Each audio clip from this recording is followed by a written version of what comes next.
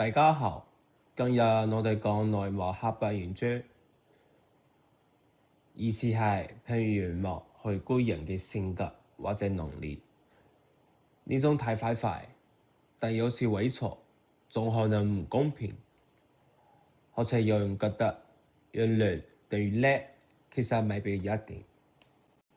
當我哋見到一個好特徵，例如微笑、五官整齊，可能好容易就以為佢到叻、到友善、到好球。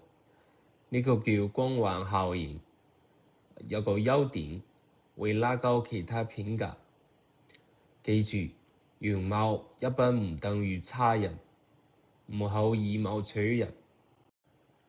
再嚟有咗現象之後，我哋會先睇下自己嘅例子。呢個係選擇性主義，相反嘅例子容易快樂。好多時我哋總會揾證據去證明自己，呢個係可言偏誤，結果就係越信越失，偏差越滾越大。最後，如果你同好用等於叻，你會更客氣，會俾多點機會，對方感受到就更自信，表現會好啲。於是你講宣傳你原本嘅估計，呢個過程就係自證語言，你點對佢就更似你以為嘅人。多謝各位。依家交俾我嘅拍檔，繼續講好過同店員介紹編輯。事實上，儘管睇外表可以做出簡單判斷，以貌取人好容易造成誤會，因為定貌效應。我哋根據之前知道嘅事做出決定，而無關事情係唔係同決定有關，有時仲會傷人。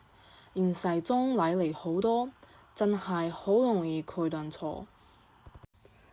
咁點介紹偏見呢？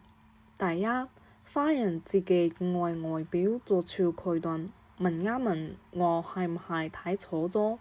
第二，可以多想一想，如果人因為呢個人做決斷你有咩感受呢？第三，多認識唔同地方、唔同性格嘅人。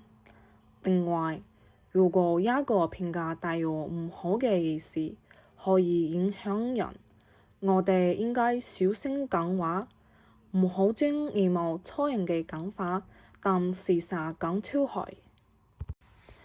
而家有個互動，呢兩種想一名，有一位係罪犯，一位只係普通人，大家可以暫停一下，估下邊個係罪犯。